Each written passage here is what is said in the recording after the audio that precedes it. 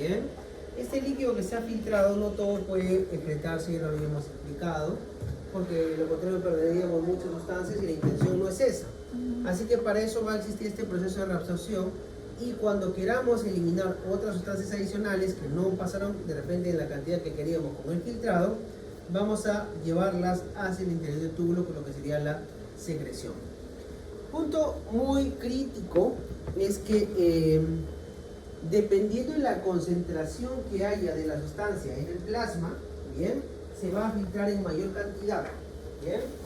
A esto le llamamos carga filtrada. Es la cantidad de soluto o de sustancia que se filtra por unidad de tiempo. ¿Sí? En realidad depende de dos cosas. Depende de cuál es la concentración de esa sustancia en el plasma y de cuál es la tasa de filtrado glomerular. ¿Bien? Asumiendo que la tasa de filtrado glomerular no cambia y es estable, solamente dependería de la concentración de la sustancia en el plasma. ¿Qué significa eso? Mira, bien fácil. Que mientras más glucosa, por ejemplo, tú tengas concentrada en tu plasma, más cantidad de glucosa vas a filtrar. Si tienes menos concentración de glucosa en tu plasma, menos glucosa filtras. Y eso mismo, así como pasa con la glucosa, pasa con todas las demás moléculas. Pero, ¿por qué es importante tener esto en consideración?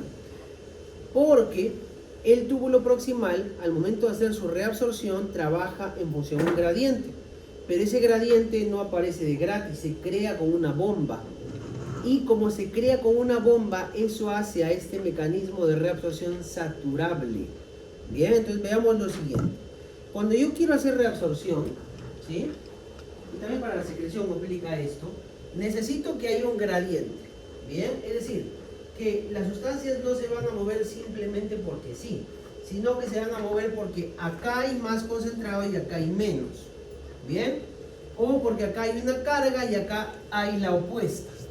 Tiene que haber un gradiente, sea químico, sea eléctrico o químico-eléctrico, pero tiene que haber un gradiente. Y cuando las sustancias se muevan, van a hacerlo a través de la célula, bien, pasando por canales. A eso le llamamos ruta transcelular, porque es a través, o pueden pasar entre el espacio que dejan estas células, ruta paracelular. La ruta paracelular depende del gradiente transepitelial y de esta permeabilidad. En cambio, esta ruta de acá paracelular depende de gradientes de transportadores apicales y de los vasos laterales. Vamos a poner esto en cristiano. ¿Qué significa eso? Mira, en esta celulita de acá, tú vas a tener una bombita. Esta bomba saca sodio y mete potasio. Si está sacando sodio esta bomba, ¿cómo quedará la concentración de sodio dentro? Baja, por eso es que estás viendo acá, te han puesto como 15. Bien, como aquí es baja concentración de sodio, el sodio que está afuera, con la luz del túbulo, se quiere meter. Y gracias a que ese sodio se mete, tú dirás, bueno, ya, ¿y qué chiste tiene que el sodio se meta si después se va a volver a ir? Que de esto se aprovechan otras moléculas, pues. Al momento que entra el sodio a esta célula, entra también la glucosa, entra también los aminoácidos, entra también el fosfato, varias otras moléculas más. Es decir que si yo muevo al sodio, muevo a todas las demás moléculas, incluso al agua, al cloro, al magnesio, al calcio, a la urea. Todas están siguiendo al sodio por el gradiente que se estableció. Pero ese gradiente no es gratis, cuesta energía que gasta esta bomba. Tú sabes que esta bomba gasta ATP. Por eso rompe el ATP y al romperlo recién puede generar este movimiento. ¿Cuál es el detalle con eso? Que la velocidad con la que se rompe el ATP bien tiene un límite. Cuando yo llegue a ese límite, el transportador que hizo este movimiento ya no podrá seguir metiendo más cantidad de ese soluto. Y entonces ese soluto se quedaría aquí en el líquido tubular y puede ser que lo orine. En otras palabras, este proceso es saturable, bien, alcanza un máximo, no es ilimitado. ¿Sí? ¿Se entiende esa idea? Más o menos. Ahorita vamos a diagramarlo para que se vea mejor. Vamos a ir directamente al túbulo proximal para que esto se pueda entender. Este túbulo proximal, recuerda que a este túbulo proximal le ha llegado el filtrado, el líquido filtrado. Bien, por acá está tu capilar peritubular. Entonces, de este lado dijimos, del lado vasolateral tiene que haber bombas sodio, potasio, TPase que vamos a poner por acá. Ahí están. Esas bombas están sacando sodio. Al sacar sodio, recuerda, al sacar el sodio de la célula, el sodio que queda aquí adentro va a estar muy poco concentrado. Y como está poco concentrado, el sodio que está afuera se quiere meter.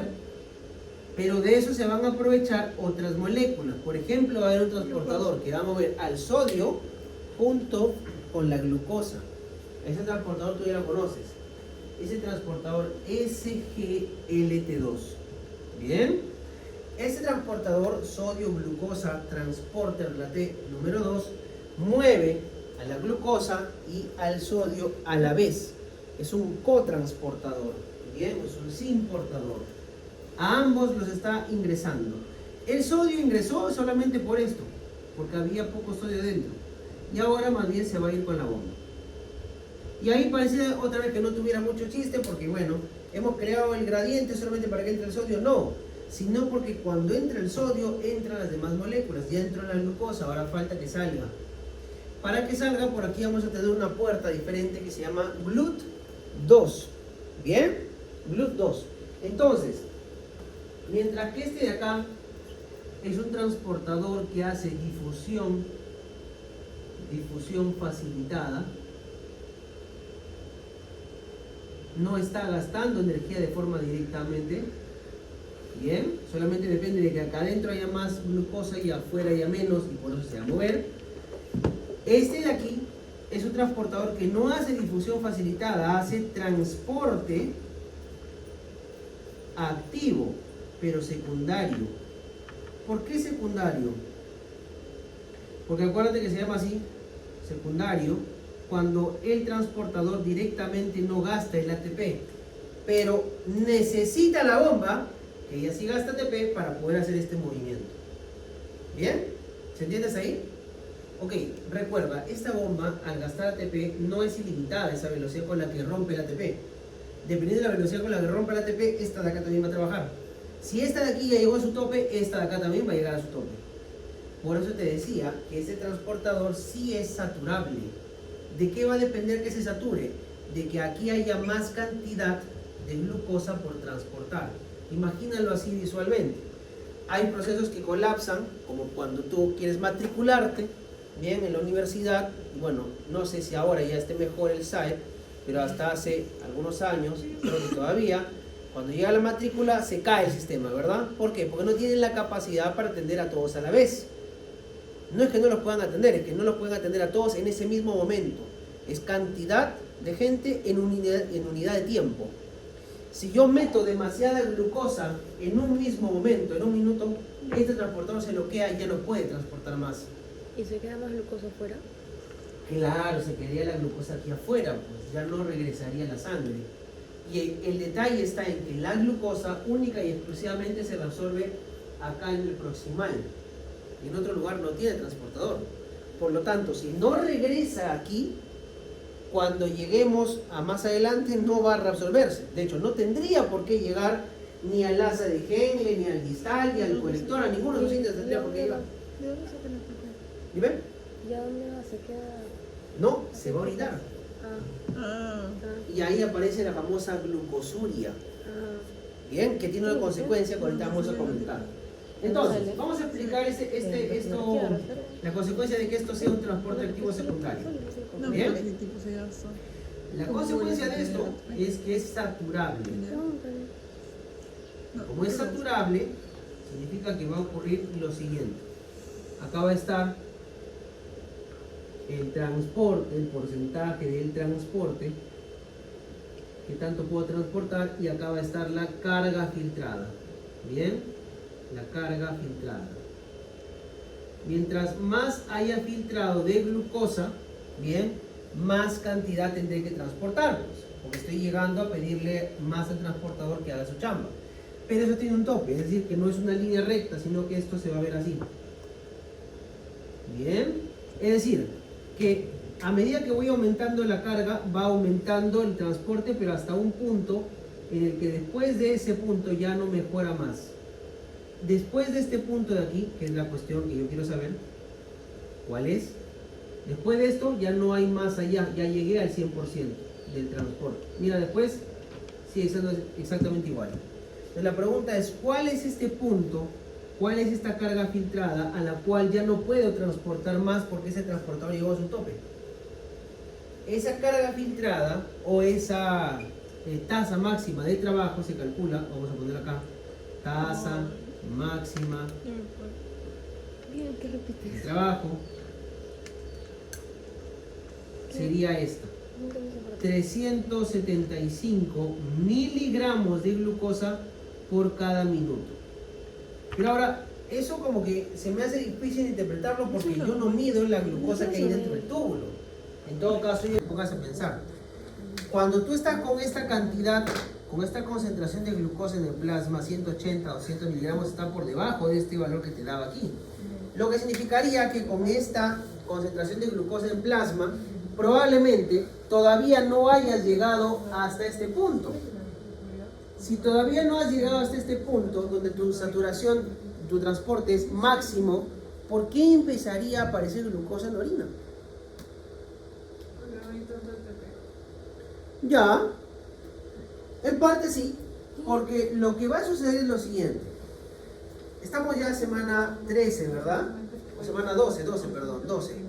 Bien, ya ahorita en la semana 12 habrán algunos de ustedes que están cansados y no quieran ni venir a la clase, ¿verdad? Ok. Para la semana 15 estoy más que seguro que ya casi nadie va a tener energías. Todos llegan hasta las patas, ¿verdad? Pero a algunos les pasó eso a la semana 8, a la semana 9, es variable, ¿verdad? Entonces, ¿por qué sucede que a partir de este valor empieza a aparecer glucosa en la orina? Porque en esta concentración de glucosa hay algunos transportadores, no todos, que ya se empezaron a saturar. Así como en un salón habrán algunos que a la semana 9 dicen ya no jalo, ¿no? Lo que es cierto es que definitivamente en la semana 15 ya todos están hasta las patas cansadísimos. Claro, eso sería esto de acá.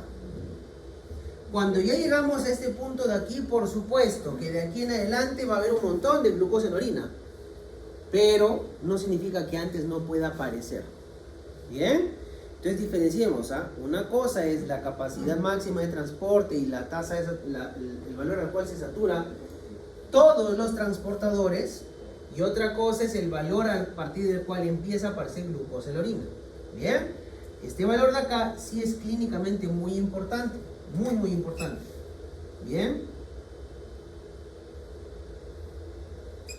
Y este de acá sería el valor al cual todos los transportadores están ya saturados. ¿Bien? Ahora, en última instancia tú dirás, bueno, ya pues está... Claro, el tope sería 375 miligramos por minuto, que en sangre sería equivalente a unos 300 miligramos por decilitro. Bien. Ahora tú dirás, bueno, ya pues en última instancia se está orinando glucosa. ¿Cuál es el problema? Bien. El problema no es tanto solo que se orine glucosa, sino las consecuencias. Una primera consecuencia de que se orine glucosa es que tiene más riesgo de infecciones urinarias. Porque la glucosa va a pasar justo por donde están los microorganismos, la microbiota del tracto gastrointestinal y del urinario. Bien, ok. 1, 2. Cuando tú orinas glucosa, no solamente orinas glucosa, sino que orinas más volumen de agua. ¿Por qué? ¿Por qué cuando orinamos glucosa, orinaríamos más cantidad de agua? O sea, en otras palabras, aumenta el volumen de orina. ¿Por qué? ¿Para balancear qué?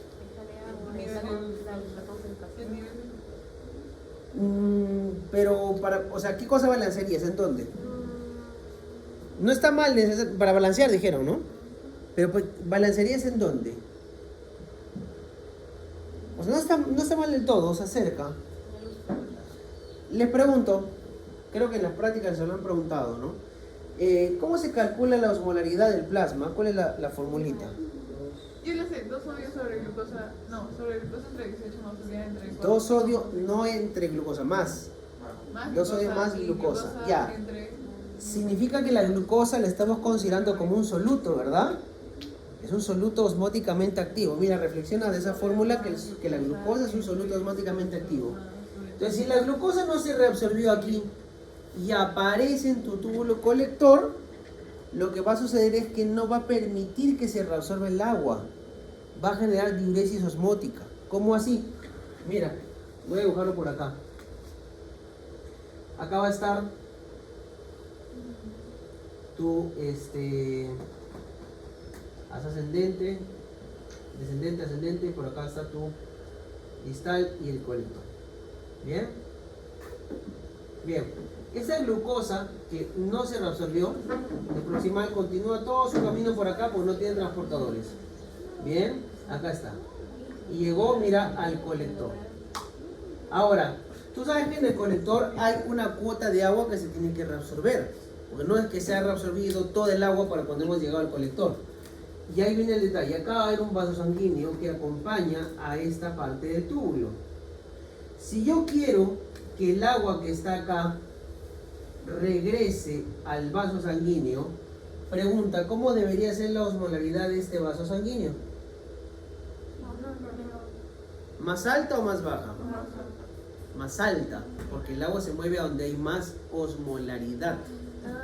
¿Se acuerdan?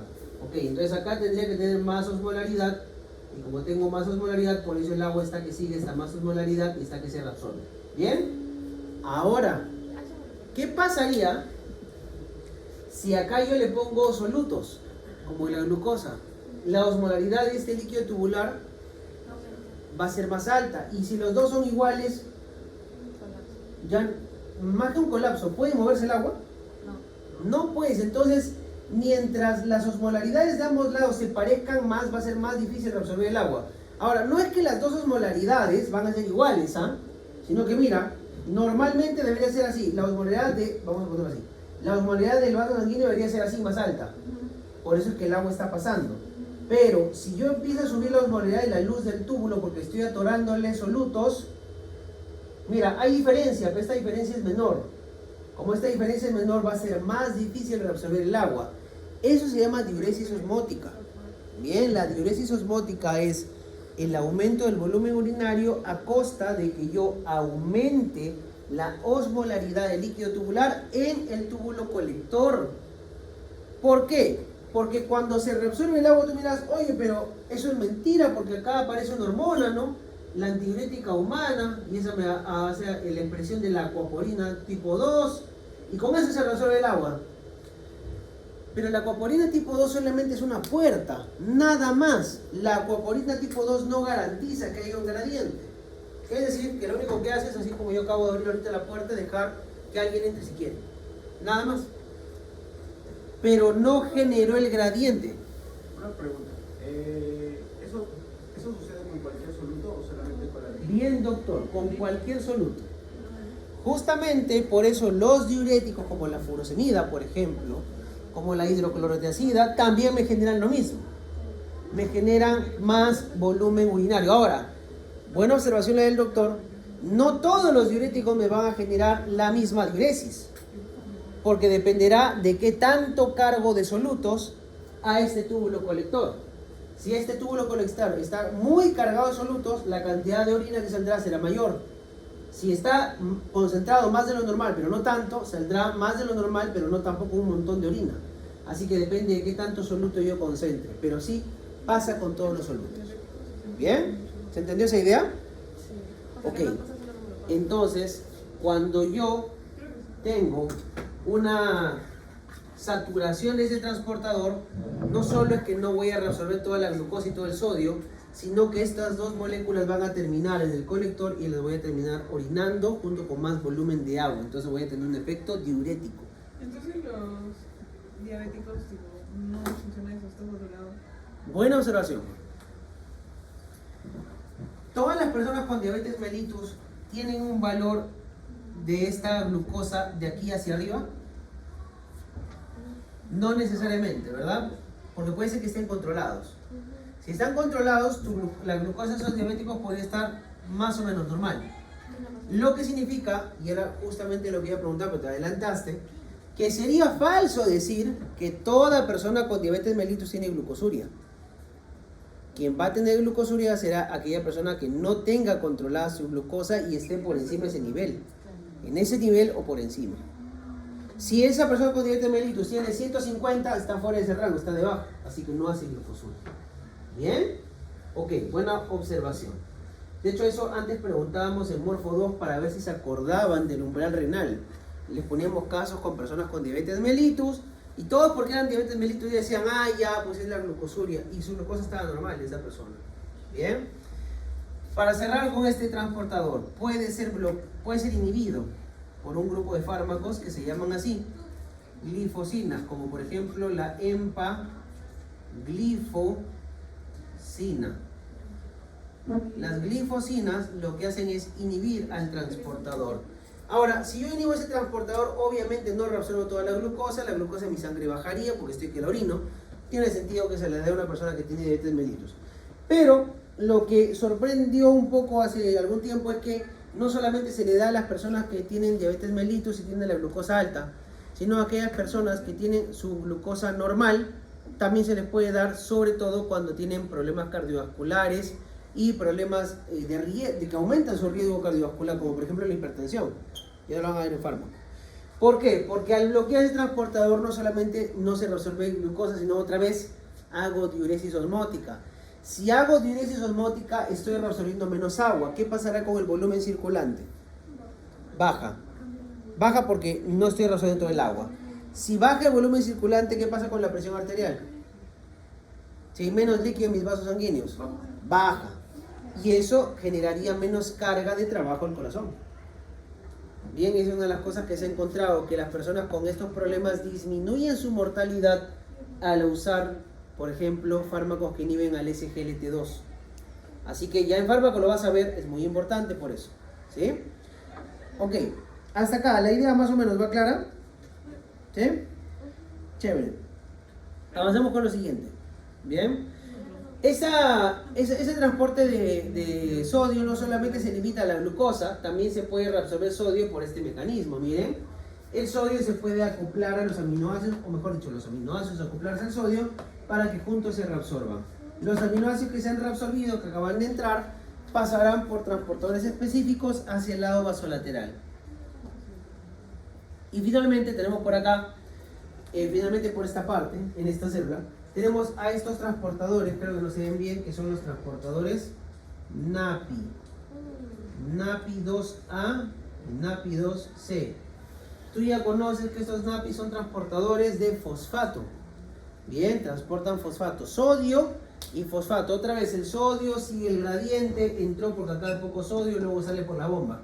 El fosfato que ha entrado tiene un transportador especial por el lado vasolateral. No se conoce exactamente cuál es. También se sabe que hay otros transportadores que son los PIC2. Todos esos has estudiado en Morfo 2. ¿Bien? Ahora, también estudiaste en Morfo 2 que estos NAPI 2A y 2C pueden disminuir su actividad en función a la presencia de una hormona. ¿Cuál es esa hormona? Que disminuye la expresión de los NAPI. ¿Se acuerdan? Una que también regula el calcio. La paratormona, la PTH.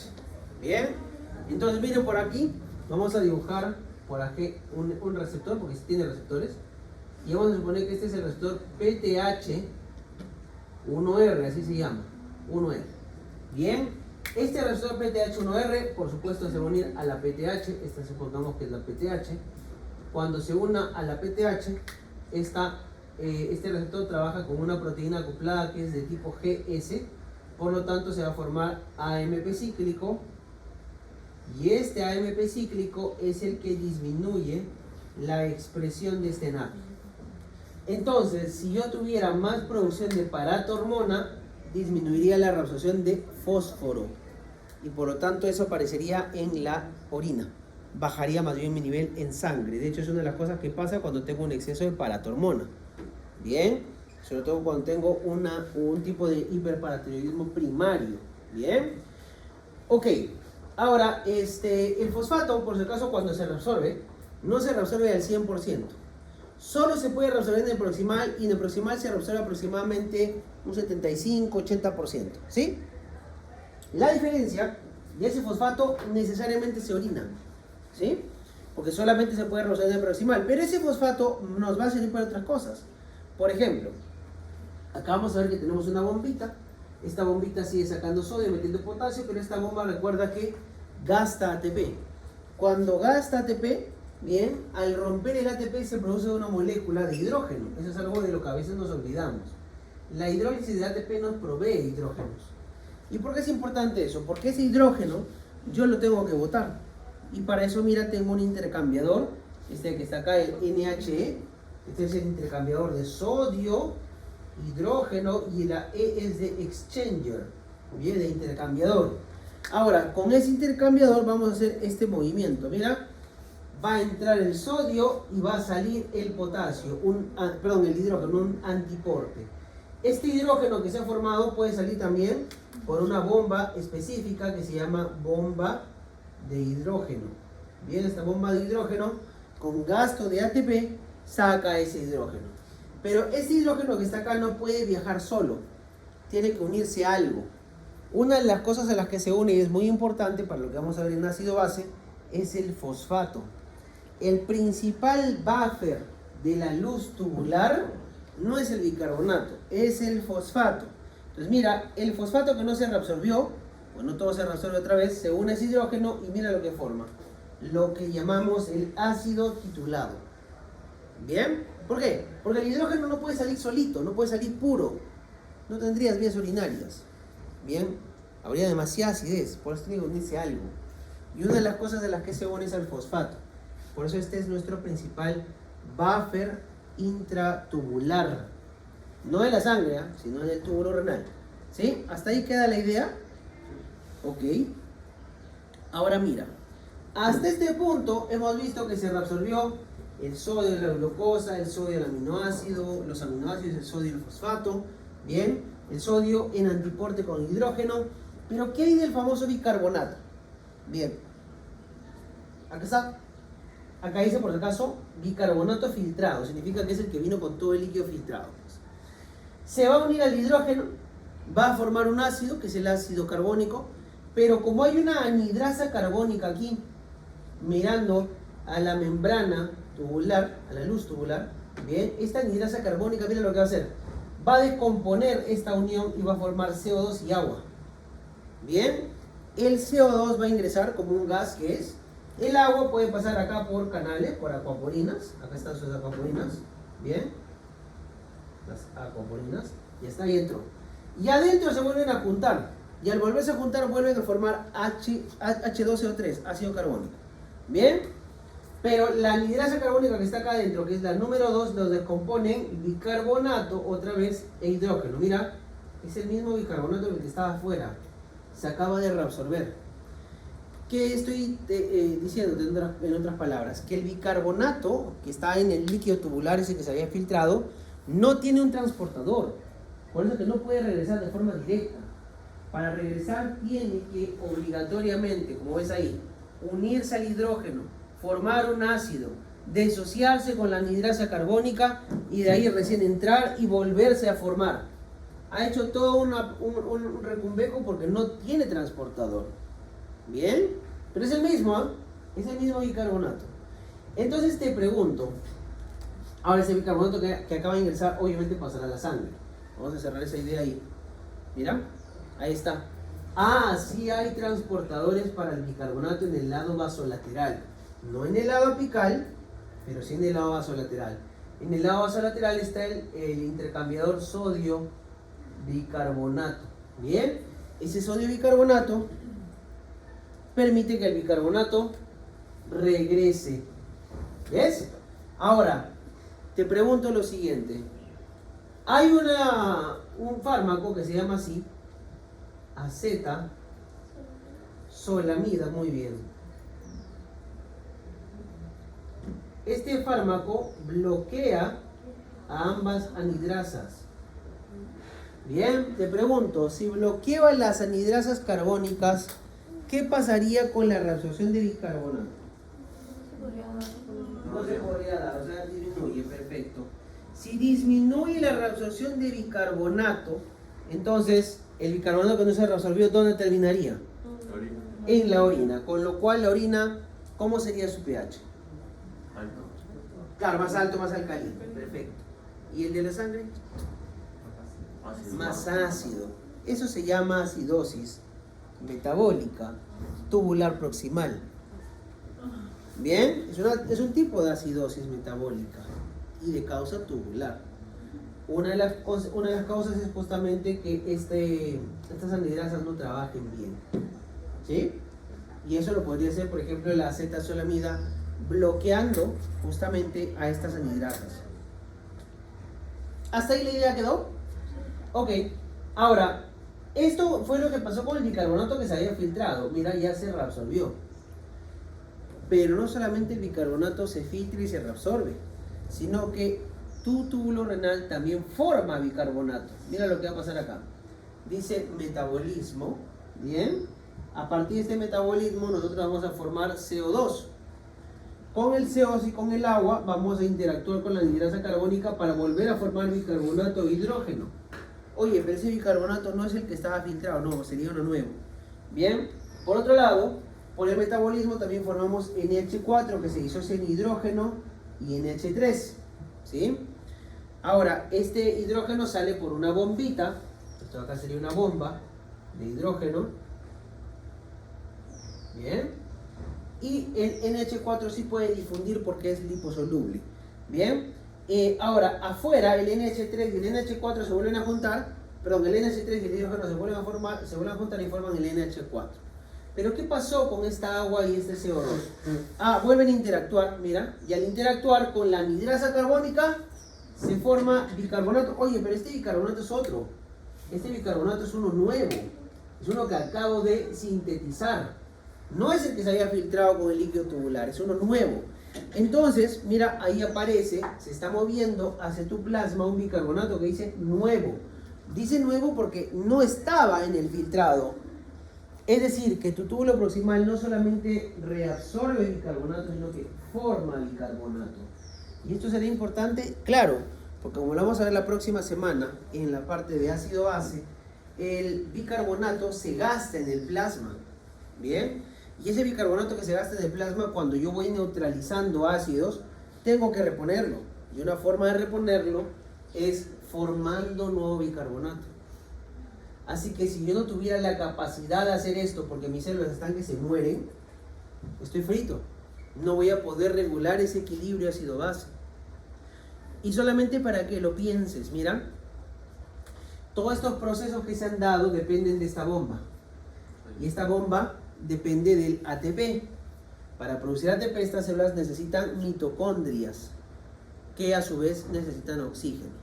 Bien, entonces, ¿qué pasaría con el pH? Solamente me va a interesar el pH. Si, por ejemplo, estas células tubulares no recibieran suficiente cantidad de sangre y no reciben suficiente cantidad de oxígeno, ¿podrán poner a trabajar a sus bombas en la medida correcta? No, entonces no podrían hacer todo este proceso de reabsorción, ni tampoco el de la reabsorción de bicarbonato. Y otra vez entrarías en una acidosis. Bien, una acidosis metabólica, solamente porque le está llegando poca sangre a tu túbulo renal proximal en este caso. Bien, ok, para cerrar, este mismo gráfico igualito se repite después aquí adelante, ahorita lo voy a mostrar, solamente que ahora, si te das cuenta, aparece por allá ese GLT1, ya no el 2. Y lo último que me había olvidado es que mira lo que pasó con otras moléculas como el agua, el magnesio, el calcio, el potasio, la urea, el cloro. Todas estas de acá son arrastradas por el agua y pasan por este espacio. Bien, es decir que se reabsorben vía paracelular. ¿Siguiendo a quién? Al sodio, otra vez siempre al sodio. ¿Sí? Ok. Muy bien, y de esta forma se han absorbido la mayor parte de sustancias. Y te dejo con una duda mientras caminamos al otro salón. Cuando el líquido tubular entró, bien, la osmolaridad era 300 miliosmoles, el mismo que el del plasma. Cuando el líquido tubular sale del proximal, sigue siendo 300 miliosmoles, no cambia la osmolaridad. ¿Por qué no cambiaría? La osmolaridad del líquido tubular al inicio y al final del proximal no cambia. ¿Por qué no cambia? Bien, vamos para el otro salón.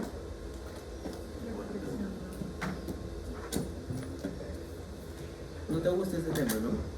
No. ¿Te gusta renal? Me gusta Renita. Ah, ya, ¿te gusta la parte de este? ¿Qué opinas? ¿Qué pasó? ¿Por qué cuando entramos y salimos del túbulo contorneo proximal hay la misma osmolaridad? A ver, les ayudo con esa tabla. Eso es lo que pasó en el túbulo contorneo proximal. Si miran esa tabla, ¿qué les hace pensar? La reabsorción es proporcional. Entonces, si no se resuelve todo. Correcto, la reabsorción de soluto y de solvente es proporcional. Miren cuánto se ha reabsorbido de agua. Miren cuánto se ha reabsorbido del principal soluto, que es sodio y cloro. Es exactamente igual. Lo que significa que la reabsorción es isoosmótica. ¿Sí? Ahora, ojo, por si acaso, yo no he dicho que la composición del líquido tubular no cambie. Sí va a cambiar, obviamente, porque no hay la misma cantidad de sodio al inicio y al final, ni de potasio, ni de cloro, ni de magnesio, pero lo que sí va a suceder es que la osmolaridad, que es el número de osmoles, que son solutos, entre solvente es igual. Bien, porque es isosmótica esa reabsorción. Ahora mira cuánto se reabsorbe de cada una de estas sustancias. Por ejemplo, dures el 50%, de glucosa y aminoácidos, todo. Lo que significa que te queda nada después. Magnesio, 10 a 20%. Calcio, potasio, le siguen el orden al sodio y al cloro, sobre todo al sodio. Bicarbonato también más o menos, pero incluso se reabsorbe más, 80%. El fosfato, 75-80%. Esta columna de acá, bien, que dice remanente, es cuánto te quedaría después de que saliste del proximal. O sea, el 100% menos lo que se ha reabsorbido. Y así lo vamos a ir viendo en los diferentes segmentos. Ahora, quiero que chequeen lo siguiente. Este de acá es un gráfico, el de acá, es un gráfico de Boron. ¿Bien? Y Boron nos muestra que lo que estábamos diciendo es verdad. Que cuando miramos la osmolaridad de el líquido tubular con respecto al plasma, el líquido tubular sería el que dice TF, P es el que dice plasma, la relación es exactamente de 1, o sea, son lo mismo, al inicio y al final del proximal. Era cierto. Después del proximal ya no son iguales las osmolaridades, ¿sí? Al plasma me refiero. Mira, por ejemplo, lo que pasa en esta sección que dice el loop, que sería el asa, todo el asa de Henle, la descendente y la ascendente. ¿Bien? Hay dos líneas, de hecho se ve separado. Claro, ¿por qué? Porque la línea roja está representando cuando estás en restricción hídrica. La línea azul cuando estás en una ingesta alta de agua. ¿Bien? Mira lo que pasa en el asa de Henle. Primero veamos la estructura del asa de Henle para que tú te acuerdes de lo que ya sabes de histología. El asa descendente de Henle, que es por donde primero va a pasar el líquido tubular. ¿Bien? ¿Qué cosa puede reabsorber y qué cosa no puede reabsorber? ¿Te acuerdas de esto? Dice que esas células tienen uniones muy estrechas y eso hace que sea difícil reabsorber un tipo de sustancia. Es impermeable a los solutos y solamente es permeable al agua. ¿Bien? Entonces el asa descendente de Henle solo reabsorbe agua, pues no tiene transportadores, por eso es impermeable a los solutos. Más bien el ascendente es impermeable al agua y es permeable a los solutos, solamente se reabsorbe solutos. Ok, ahora quiero que pienses en lo siguiente, ¿bien? Si la osmolaridad de este líquido tubular, ¿bien? Al final del túbulo contorneo proximal, acá, era 300 milismoles por litro. A medida que vamos bajando por el asa descendente, tú me has dicho que le quitamos agua. ¿Qué pasará con esa osmolaridad? Aumenta, ¿bien? Y aumenta hasta un valor que puede llegar a ser, en el mayor de los casos, 1200 milismoles por litro. Entonces, cuando tú llegas a este punto más bajo, a lo mucho ha llegado a ser 1200 milismoles por litro. Mientras más profunda sea el asa, bien, mucho más se puede concentrar, más agua se le puede sacar y más osmolaridad podríamos alcanzar, pero el tope es 1200. Ok, ahora cuando hacemos la vuelta de regreso, como de regreso solamente podemos reabsorber soluto, ya no agua, si le quito soluto y le quito soluto y le quito un montón de soluto, ¿qué empezaría a pasar con la osmolaridad del líquido que está dentro del túbulo? Disminuye. Claro, empieza a bajar, empieza a diluirse. Y de hecho, cuando salgas del asa de Henle, y eso es lo interesante, la osmolaridad de ese líquido tubular va a ser menor que la del plasma. ¿Bien? Y vamos a ver ahorita el gráfico acá para que lo puedas chequear. Mira, para que te des cuenta lo siguiente. Línea roja, otra vez, es cuando estás en restricción de agua. Línea azul cuando estás en alto aporte de agua. Mira que en ambos casos las líneas roja y azul primero van hacia arriba. Significa que si están yendo hacia arriba, te está diciendo que la osmolaridad del líquido tubular es mayor que la del plasma. Claro, sube más en la línea roja que en la línea azul, porque la línea roja está en restricción de agua, está reabsorbiendo más agua. ¿Bien? Que en la línea azul es donde tienes una buena ingesta de líquido. Pero en ambos casos ha subido. Y en ambos casos después baja. Cuando baja es porque le empiezo a quitar soluto en el asa ascendente de Henle. Pero lo interesante es, mira, en ambos casos se encuentran en el mismo punto. O sea, independientemente de si yo estoy en restricción de líquido o si estoy en una alta ingesta de agua, cuando salgo del asa de Henle, la osmolaridad es la misma. Y de hecho es una osmolaridad que está, mira, por debajo del 1. O sea, está por debajo del plasma. Y para que lo veas más gráficamente aún, vamos a ir a los slides oficiales. En los slides oficiales tienes esta figurita que está acá. Y en esta figurita que está acá tú estás observando lo siguiente. Mira, esto de acá sería lo que está entrando al asa de... esto de acá sería, perdón, el túbulo contornado proximal. En el túbulo contornado proximal, mira cuál fue la osmolaridad del líquido tubular, 300. Cuando ya entro al asa descendente de Henle, sigue siendo 300 y va aumentando porque le estoy quitando agua, mira. Estoy quitando agua, está saliendo el agua por las acoporinas tipo 1. Tanto que llegó a ser 1200 milimoles por litro. Ahora cuando subo solamente le puedo quitar soluto, principalmente cloruro de sodio. También puedo quitar potasio, pero sale el soluto, sigue saliendo soluto, sigue saliendo soluto. Sigue saliendo soluto y mira cómo quedó la osmolaridad del líquido tubular. 1200 milimoles por litro. Ahora tú dirás, bueno, pero esto es porque estoy en una condición de restricción de agua. Bien, veamos. Cuando estoy en una condición de suficiente ingesta de agua, ¿qué pasa? Ahí está. Cuando estoy en una condición de suficiente ingesta de agua, mira, empiezo con 300 milimoles, se concentra, ya no llega a 1200, llega hasta 500, pero igual se concentra. ¿Bien? Y ahora al subir igual le quito soluto. Oye, es la misma osmolaridad cuando sale. Cuando estoy en cualquiera de esas dos condiciones, la osmolaridad al final del asa de Henle es 120 o 150 miliosmoles por litro. Es una osmolaridad menor a la del plasma. Porque todavía tengo que sacarle agua. Recuerda que si está así es porque está muy diluido. Claro, este segmento final del colector es el que le va a quitar el agua. Y ahora date cuenta, vamos a retroceder a la condición donde estábamos con poca ingesta de líquido. Mira, 120 milosmoles, así entra al distal.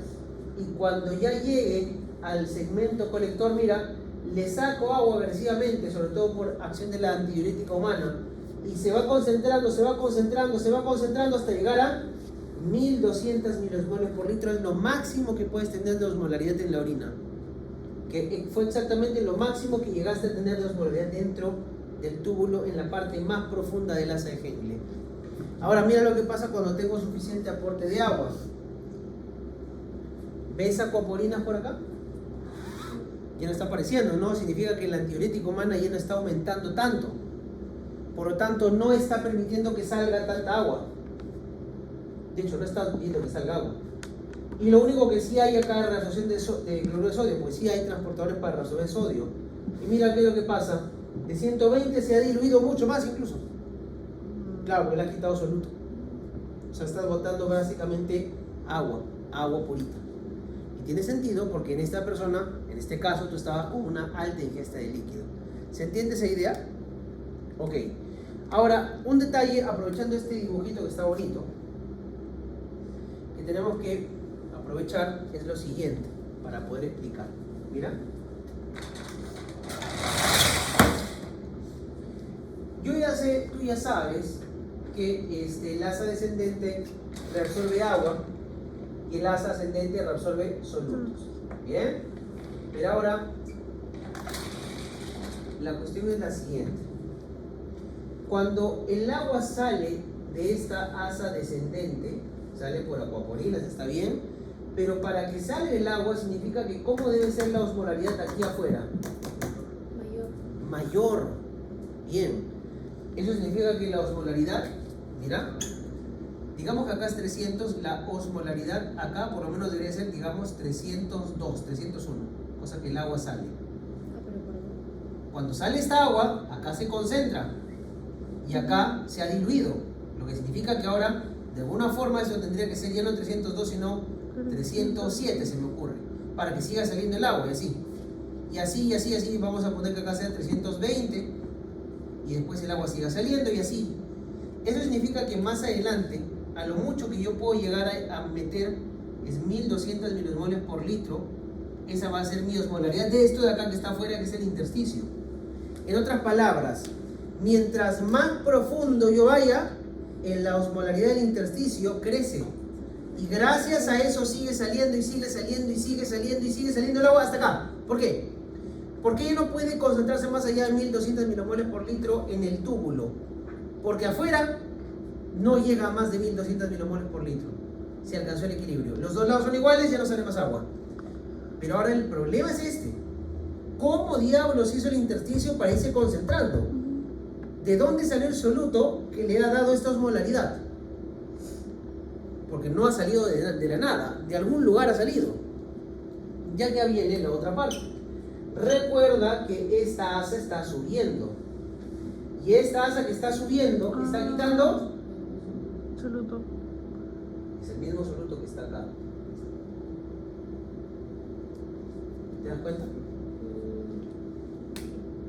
Es el mismo soluto, solamente que así como te lo dibujan, pareciera que el túbulo, el asa ascendente está para la derecha y otro está para la izquierda. Pero en realidad esto gira así. Por esa razón es que, si recordarás, existe un aparato que es el aparato yuxtaglomerular, ¿verdad? Ya, y en el aparato yuxtaglomerular te dicen que acá está la arteriola aferente, esta es la deferente, este es el glomérulo, el capilar glomerular, esta es la eferente, esta es la aferente, y por acá te dicen que hay células del túbulo contorneado distal, ¿verdad? Estas que están acá son células del túbulo contorneado distal. Pero ¿cómo el túbulo contorneado distal está por aquí? Si cuando a mí me hacen los dibujitos, por acá aparece la cápsula de Bowman, después el proximal, el asa descendente, el asa ascendente, y el distal yo lo veo por aquí. Este es el distal. ¿Cómo apareció por allá? Claro, porque se dobla. Y si se dobla significa que realmente el intersticio de este de aquí, esta parte de acá, le corresponde también a este lado.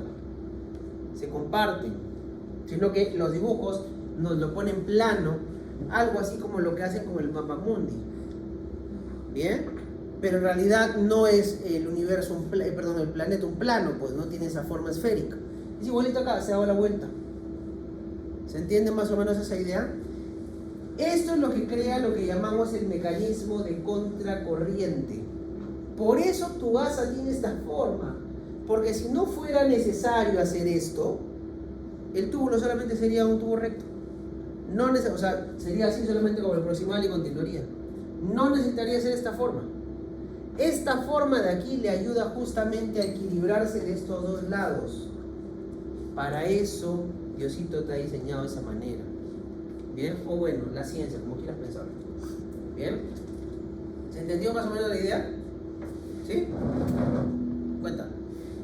O sea, tipo, si entra 300, o sea, con 300 de osmolaridad, y se supone que va saliendo el agua y también se va saliendo el soluto, ¿cómo sería que llegue máximo 300? Buena observación. Por eso la capacidad de reabsorción de esto tiene que ir creciendo para que se pueda concentrar. Claro, lo que dice su compañera es cierto, ¿no? Si yo le quito el agua a este túbulo, este de acá se concentra y más bien este se diluiría. Pero la reabsorción de aquí justamente por eso es puro soluto, nada de agua. Esta asa de acá no reabsorbe agua, solo reabsorbe soluto.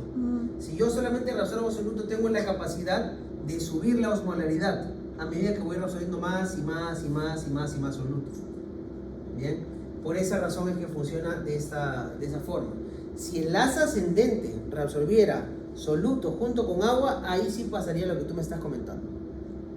Pero no pasa justamente porque solamente se reabsorbe soluto de este lado.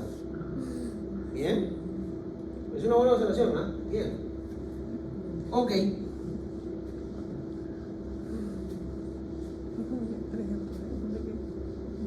150 de agua.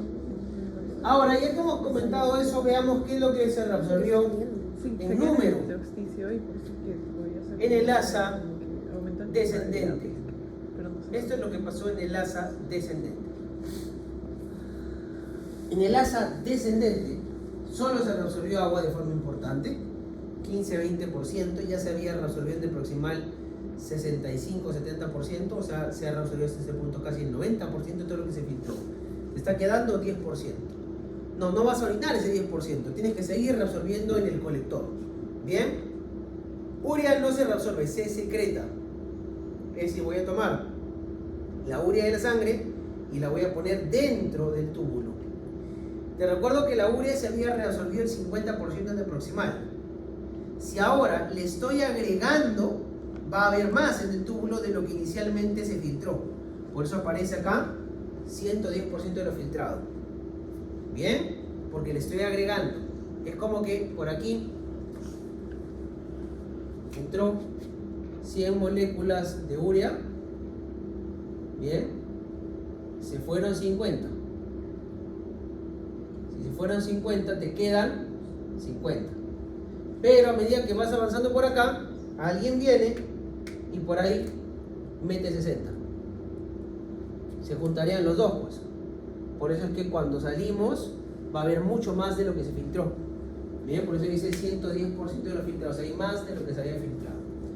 Para glucosa y aminoácidos no hay transportadores, aparte ya se había reabsorbido todo, así que acá sigue habiendo cero.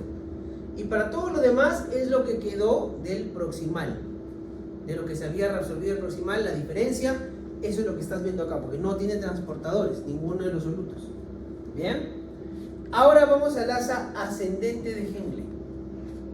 En el asa ascendente de Henle vamos a ver este tipo de celulitas. Bien, estas celulitas epiteliales tienen un transportador muy especial que ya estudiaste en Morfo 2, que se llama el transportador sodio, potasio y 12, son 2 cloros. Sodio, potasio, 2 cloros. Bien, o el NKCC2, algunos le llaman. Este transportador trabaja también gracias a una bomba. La bomba saca el sodio, mete el potasio, el sodio de la célula se hace muy pequeñito. Gracias a eso, el sodio que está afuera quiere ingresar. Y al ingresar este sodio, también entra el cloro, 2 cloros, también entra el potasio. ¿Bien? Ahora, el sodio que ya ingresó va a irse por la bomba. ¿Bien? Ahí está, se fue. ¿Bien? El cloro que ya ingresó se va por sus canales cloro Ka y Kb. Bien. Y el potasio puede hacer lo siguiente. Puede regresar a la luz por un canal ROMKA, que es el ROMKA número 2. Es este. ROMKA número 2. Bien. ¿Por qué el potasio ha vuelto para acá? Porque el potasio cuando regresa deja cargas positivas, 1. Y 2, mantiene el gradiente para que pueda seguir ingresando por acá sodio, cloro y potasio. ¿Bien? ¿A qué me refiero con que deja cargas positivas? Mira acá, magnesio y calcio están afuera, tienen cargas positivas, y el potasio también tiene cargas positivas. Acá se va a formar un polo. Y por acá está el cloro. Y el cloro cuando se fue arrastró cargas negativas. Por acá se formó otro polo. Y gracias a esos polos que se forman, mira lo que va a pasar. Va a suceder que el magnesio y el calcio se van a sentir atraídos y van a querer pasar por ahí, por ese espacio que dejan las células.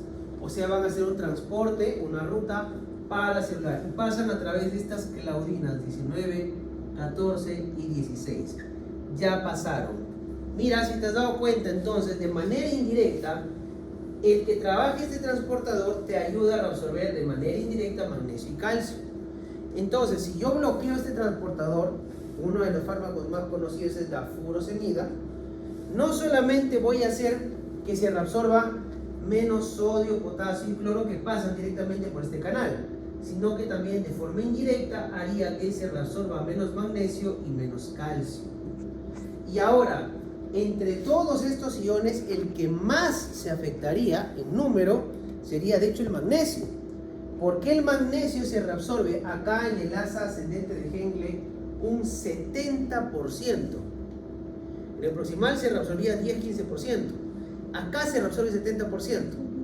Los demás, no, los demás se reabsorben 20%, 25%, o sea, mucho menos. El magnesio es el que más se reabsorbe a este nivel. ¿Bien? Ok. Ahora, una cosita antes que me olvide. Por acá va a actuar otra vez la paratormona, va a tener por este lado un receptor. Este va a ser el receptor PTH 1R, otra vez. Por acá va a venir esta moleculita PTH. Y ya sabes que este receptor trabaja con una proteína GS. Ahí está. Por lo tanto va a formar AMP cíclico. Y este AMP cíclico, una de las cosas que va a hacer es aumentar la actividad de este canal. ¿Por qué? Si la PTH tiene que ver con calcio, ¿para qué activaría ese canal? Porque si activo este canal, al moverse sodio, cloro, potasio, sobre todo cloro para allá, recuerda que genera un gradiente para que el calcio se pueda reabsorber. Por eso. ¿Bien? ¿Se entendió esa idea? Ok. Una última cosa que de repente les pueden preguntar, porque me han dicho en algunos otros grupos que están preguntándoles algunas cositas medio rebuscadas. Estos canales Ka y Kb se anclan a la membrana celular del lado vasolateral con unas proteínas. ¿Bien? Estas proteínas se llaman Bartinas, muy bien. Y estas proteínas Bartina, ¿bien? A veces se codifican mal, ¿sí? Entonces la persona no tiene la proteína adecuada. ¿Y por qué es importante eso? Porque el canal no puede quedarse ahí quieto, pues. Entonces no se expresa el canal. Y si yo no tengo canal, ni Ka ni Kb, el cloro que ha entrado se queda atorado. Y al quedarse atorado ese cloro, el sodio y el potasio que quieren entrar ya no pueden. Porque el potasio, el cloro mismo, cuando quiere entrar va a ver que acá hay cloro y ya no hay gradiente, pues para que él ingrese. Entonces se quedan atorados acá y perdería en la orina sodio, cloro, potasio y de yapa, magnesio y calcio. A esa condición se le llama síndrome de Bartter. Bien, es una condición en donde yo no puedo fabricar estas proteínas Bartina. Como consecuencia, los canales de cloro no aparecen. Es una forma de síndrome de Bartter. En otra forma del síndrome de Bartter no se codifica la ATPase. En otra forma no se codifica el NKCC2. Bien, es una enfermedad rara, pero por ahí que quizás y se las pregunta. ¿Y qué pasó? Sí, ¿qué consecuencia tiene? ¿Qué Hace mucho consecuencia tiene? Pues que la persona va a vivir en constante diuresis. Bien, que eso puede afectar su presión arterial si la persona no está ingiriendo continuamente líquido, o sea que eso altera esa condición. Además va a tener una pérdida renal aumentada de sodio, cloro, potasio, magnesio sobre todo, y eso sí va a generar una hipomagnesemia. Y ya ustedes vieron en Morfo lo que pasa cuando hay hipomagnesemia. Puede alterarse el potencial eléctrico, la apertura de los canales sodio-voltaje dependientes y un largo etcétera. O sea, sí va a tener varias complicaciones. ¿Bien? Ok, ¿se entendió más o menos la idea? ¿Sí? Ok. Veamos entonces, ahora que hemos visto ello, chequemos qué cosa es lo que se reabsorbe y cuánto. Acá está. Bien. Agua no se reabsorbe acá. Bien. Urea tampoco, porque no hay transportadores. Ya de la glucosa y aminoácidos ni hablamos. Sodio y cloro por el transportador NKCC, 25 a 30% de todo lo que se había filtrado. Claro, porque ya se había reabsorbido un 65-70%, no quedaba mucho tampoco. Potasio igual, 25%. Entonces mira, si ya se va reabsorbiendo este porcentaje, te está quedando más o menos 5%, 10%, casi nada. ¿Sí? Ya es mucho más pequeño el valor. Mira cuánto se reabsorbe de magnesio, 70%. Es el único que no le sigue el orden al sodio. Porque pues calcio se reabsorbe igual también 25%. Ok, Ok, bicarbonato se resuelve otro cachito más. Se había resolvido 80% en el proximal, más 10% de acá y es 90%, te está quedando 10%. Fósforo solamente en el proximal se resolvía, así que lo que quedó en el proximal es lo mismo que está acá, lo que me está quedando de remanente. Falta todavía generar un último cambio, o un penúltimo cambio, que es lo que pasa en el distal.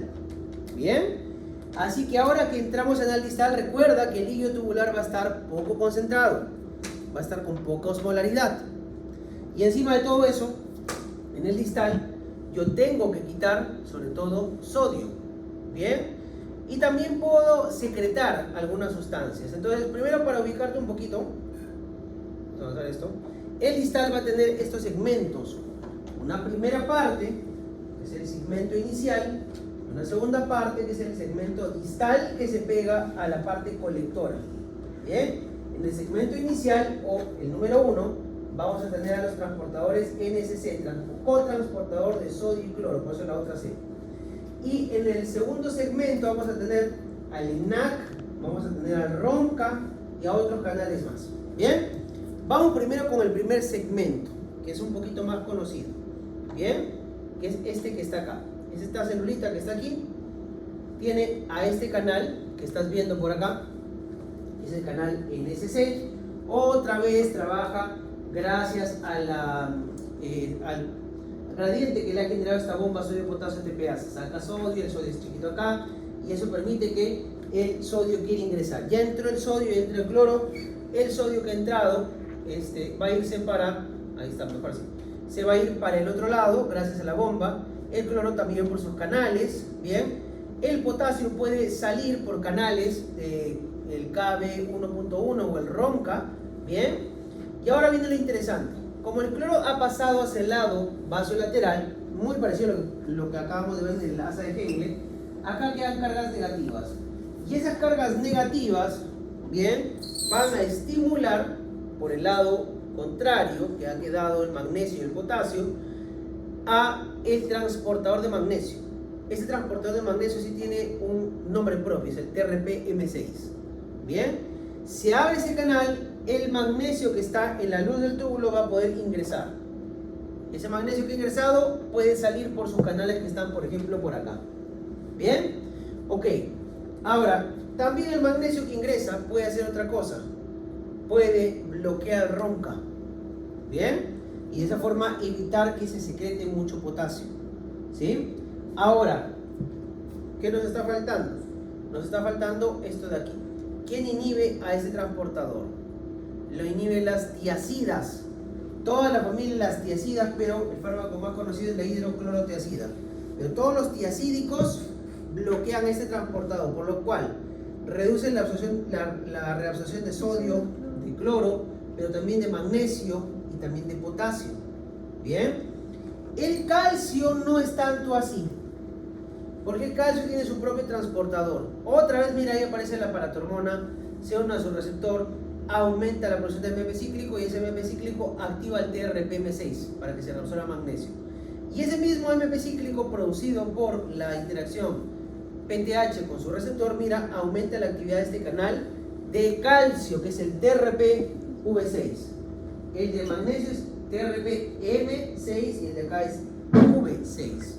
Bien, ok, con eso se va a reabsorber una mayor cantidad todavía de calcio y de magnesio. O sea, si te das cuenta, se siguen quitando solutos. Bien, pero entonces, ¿en qué momento aparecen los solutos? Bien, vamos a ver por acá. Acá está, por este RONCA. Bien, este RONCA permite que el potasio que se tomó de la sangre y se metió a esta célula pueda ser secretado.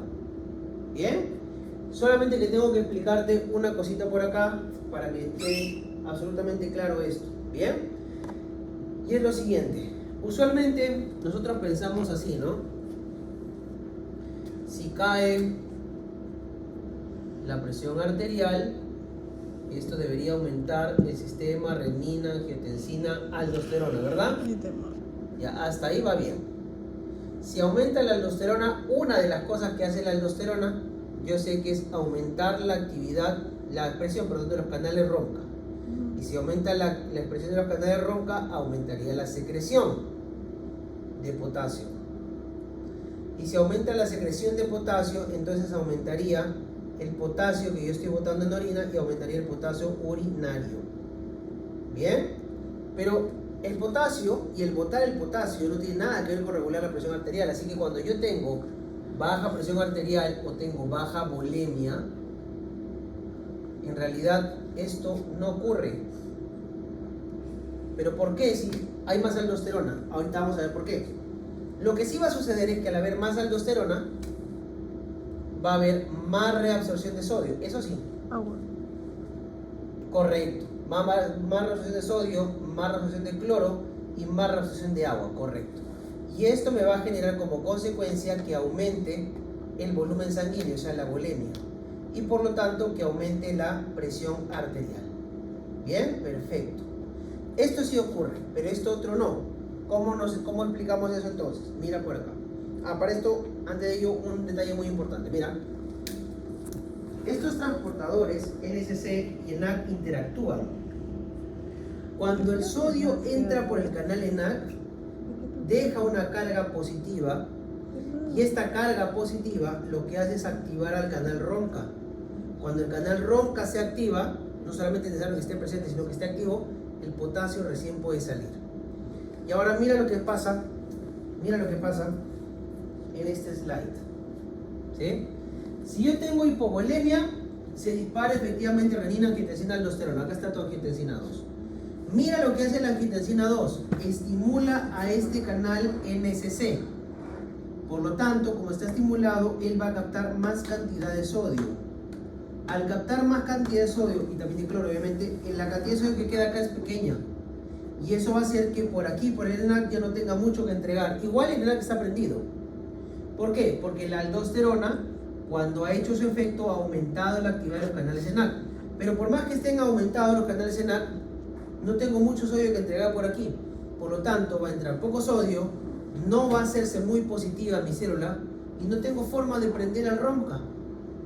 Es básicamente como si este ronca estuviese apagado. Bien, entonces realmente no voy a secretar potasio. Bien, y ese es el efecto de la angiotensina 2 en realidad. Claro, la aldosterona sí es cierto que aumenta los canales ronca, pero eso no es suficiente. En cambio, mira por este otro lado. Te recuerdo que una de las cosas que hace que se secrete aldosterona, directamente aldosterona, es el nivel de potasio en sangre. Lo que hace que se dispare la renina, que es algo diferente, eran los tres estímulos de los que habíamos hablado. Los tres estímulos de los que habíamos hablado, que eran baja volemia o presión arterial, actividad simpática aumentada por receptores beta-adrenérgicos y baja concentración de cloruro de sodio en el túbulo contornado distal. Pero eso es para secretar renina. Si yo directamente quiero ir a producir aldosterona, una de las cosas que hace eso es justamente el nivel de potasio. Entonces, si yo tuviese hipercalemia, eso estimula la producción de más aldosterona, pero no de angiotensina 2. Como la angiotensina 2, más bien acá va a estar baja, este canal se inhibe. Y de hecho, algo que hace la elevación de potasio, la misma hipercalemia, es bloquear ese transportador. ¿Por qué? ¿Por qué sería importante esto? Porque ahora ya el sodio no se puede reabsorber por acá. No le queda otra que entrar por este lado. Pero al entrar por este ENaC, va a entrar tanto, porque está intentando compensarse, que aquí se va a generar una carga muy positiva, una despolarización, y el ronca se va a activar. Claro, había ronca porque la aldosterona sí se liberó y la aldosterona aumenta la cantidad de ronca, pero no solamente hay más ronca, sino que hay más actividad. Ahora sí se va el potasio. Entonces, ¿qué es lo que estoy haciendo? Que cuando yo tengo hipercalemia sí se secrete potasio y se puede excretar, pero cuando tengo hipovolemia solamente reabsorbo sodio pero conservo el potasio. El ronca no está activo.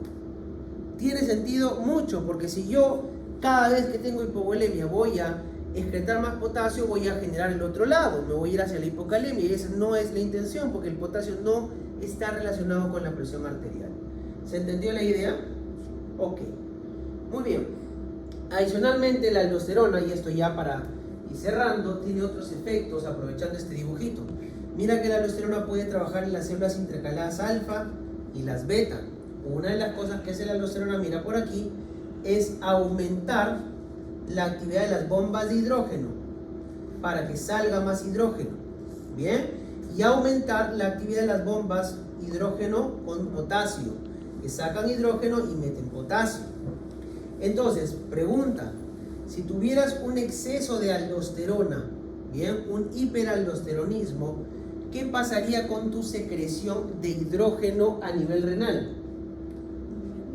Aumentaría. Y si aumento mucho la secreción de hidrógeno a nivel renal, ¿qué pasa con el hidrógeno en mi sangre? Baja. Baja, entonces estaría en una alcalosis. No te olvides porque la próxima semana cuando ya diga eso, no quiero que te faltees. Ahora, ¿qué pasa si al revés no produzco aldosterona? Estoy en en una condición donde no tengo aldosterona, hipoaldosteronismo primario. Ya no secretaría hidrógeno, ¿verdad? Y si ya no secreto hidrógeno, ese hidrógeno se queda en mi sangre. Más bien tendría un aumento del ácido, o sea, tendría una acidosis metabólica. ¿Bien? No te vayas a confundir y ya la próxima semana lo vamos a aclarar. ¿Bien? Ok. Ahora, para cerrar,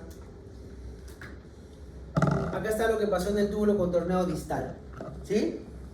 El agua no se va a reabsorber de forma importante, algunos autores dicen que sí. Bien, lo que nos ha quedado es esto, 0.8 a 1% de todo lo que filtró. Bien, esto es lo que quedó después del asa de Henle. Bien, por otro lado, la glucosa y aminoácidos no se van a mover, ya se habían reabsorbido todo. Sodio y cloro, bien, se reabsorben en dos partes. Una primera parte es el túbulo contorneado distal, la primera sección, ahí reabsorbes el 10% de todo lo que se va a reabsorber.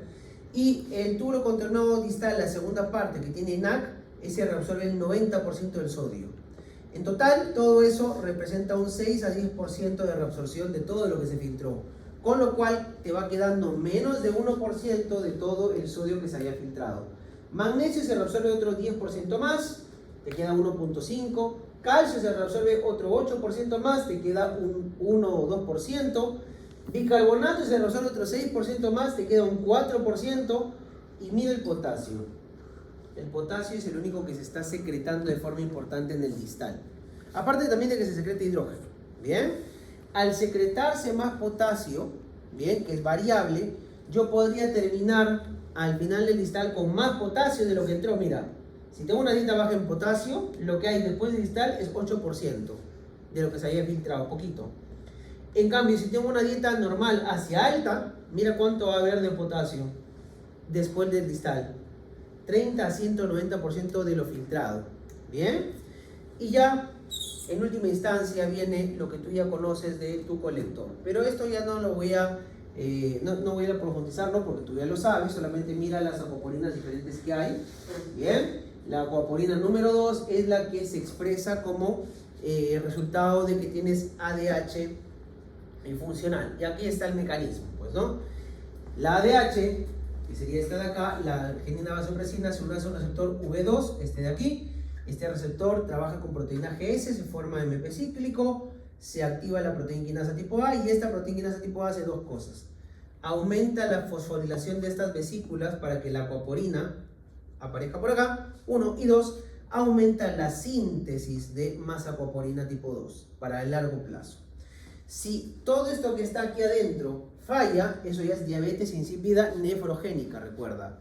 Si fuera que lo que no produce es esa antidiurética humana, diabetes insípida central. ¿Bien? Ok. Y ahora, con todo eso, el resumen sería esto que está acá. ¿Bien? Pero ya lo he hecho por ti, solamente es cuestión que lo repases. ¿Bien? Ahí está lo que se excreta y el cuánto se reabsorbe, cuánto se secreta en cada parte. ¿Bien?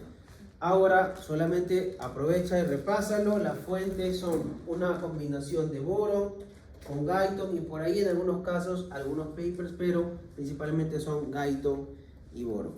Bien, mira en última instancia, con eso cierro, cuánto se está orinando. De agua, 1% de todo lo que se filtró, casi nada.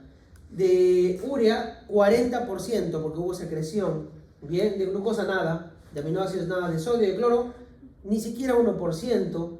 De magnesio 5%, calcio 1%, potasio depende. Bien, porque acuérdate que se secretaba. Bien. De bicarbonato casi nada. El 99.9% de bicarbonato se reabsorbió. Y de fosfato lo que te quedó después del proximal. O sea, la mayoría de sustancias, en resumen, se reabsorben casi todas. Solamente son unas cuantas las que vas a terminar secretando y vas a terminar eliminando en una proporción más o menos importante. ¿Bien? Listo. Con eso cerramos y nos vemos la próxima semana que hacemos ácido base.